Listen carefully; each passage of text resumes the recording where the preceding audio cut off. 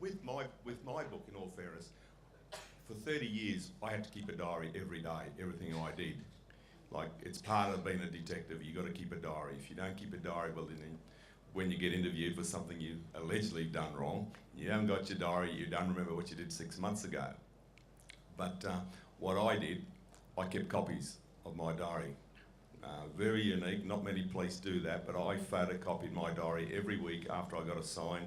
You'd go into your boss, you get to sign the diary, he checks it, it's true and correct. He never read it. So you could write anything you like in your diary, the inspector or whoever it is, they don't read it, they just sign it, checked, true and correct. After he's done that, I would go and photocopy my diary, and I kept a copy of it. Because if the CJC or the Crime Commission, they come and interview you got to have something that you refer back to. And I used to bring my box with my diaries on it. I'd say, what date we're talking about? And I go down, I say, yeah. And they'd have your original diary, you didn't have an opportunity. So you had to be one step ahead of these people if you're going to continue to do what you were doing and fight corruption. I keep a diary, but it's a comedy diary. I'm serious. It's actually, my life is actually just a series of things that I thought might be funny on that particular day.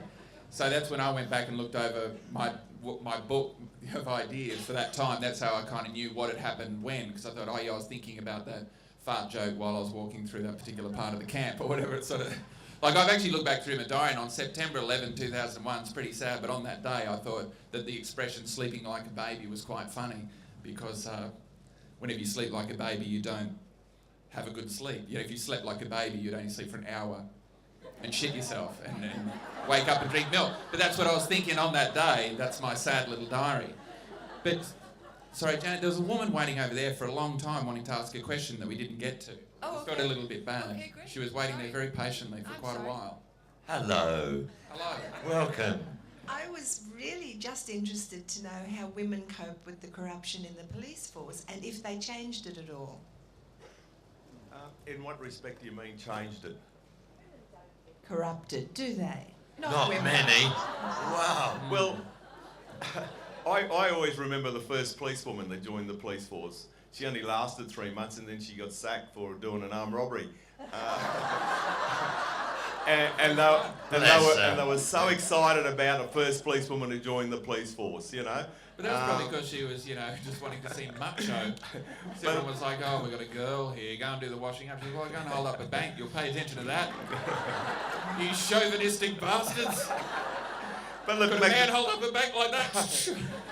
McDonald is not corruption, they tell me. Going to McDonald and getting half price is not corruption. So, and 90% of the police go to McDonald and get half price.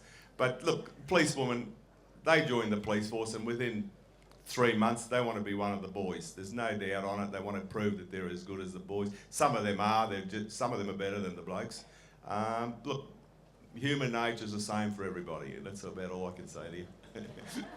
Sam, what about, there are a lot of beautiful women that emerge in this book. You're like not fighting them off, but you could be. Well, You want to talk about the role of the women in the... well, I mean, the role of women in the music business has changed substantially since I was Now tour manager. Now they're in the business. Now they're in the business, yeah, right. Well, you know, I mean, obviously the music business treats women abominably, is the absolute truth. Shocking. And a lot of women allow themselves to be treated like that, you know, is the actual truth. I personally, well, I gave a girl a job in the music business. She was 18 and one of the most gorgeous creatures you could ever wish to meet. And I sent her my book. And I've known her for like 40 years, and she's now Santana's manager. So you never quite know when you meet some gorgeous 18-year-old girl, you know, that you think is it, where this person might end up. You know, she could be Julia Gillard or whatever they call her. You know, who knows? You know, she could. In the music business is a funny business. I've that always would have been hot, actually. I was raised have in her a backstage. Julia. Yeah, back when she was having Bit of a goer. No, I was raised in a socialist household. I've always believed in treating women with respect, you know. I've failed sometimes, but I've done my best. And I've rescued plenty of women over the years from drugs, from ardent rock and rollers who were getting out of line, all kinds of things. So I'm pleased to say I've got some wonderful female friends, not least of which my 3 ex-wives. They all adore me. So I'm sure they do. I've done my best for for the ladies. But that Bless 'em. actually is another interesting That's why contradiction I'm in this broke. book. It is another really interesting contradiction in this book. Like you say, there are a number of other female managers who you clearly have huge amounts of respect for, and they think you're wonderful. But then there are also the women who will basically do anything to get access to the Rolling Stones. I know. Yeah. It's murder. I'm not telling you anything. But yeah, well, We yeah, might but join you your see- job, Sam. But yeah, but you know, like, I mean, you know, people look at the Rolling Stones. I mean, Mick can't resist a 6'6" tall blonde, obviously. But I mean, they're actually very, very kind of monogamous guys. I mean, Keith's been with 2 women in his life.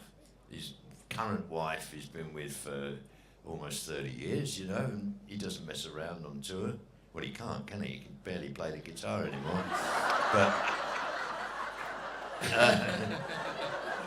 you know, Charlie's been with the same woman for over 40 years. The idea, you know, that rock and rollers are kind of rampant sexists is not strictly true.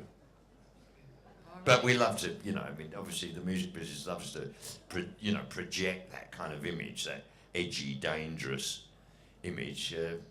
But I'm not sure that it's totally true. I mean, the Grateful Dead, they were too busy getting high to get laid.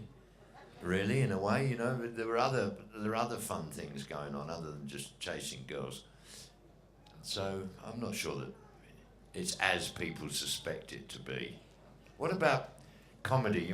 I've always heard that comedy gets you lots of girls. Is it true or not? After I do a gig like this one, for example, I find that there are socially awkward people lining up to tell me jokes that are not funny. It's an amazing thing. They give me material that would never work, and we hang out. It's a crazy time.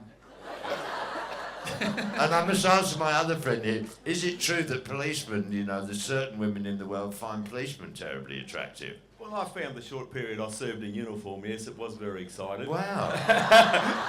So it's true. Far out. I should go and rent a uniform immediately.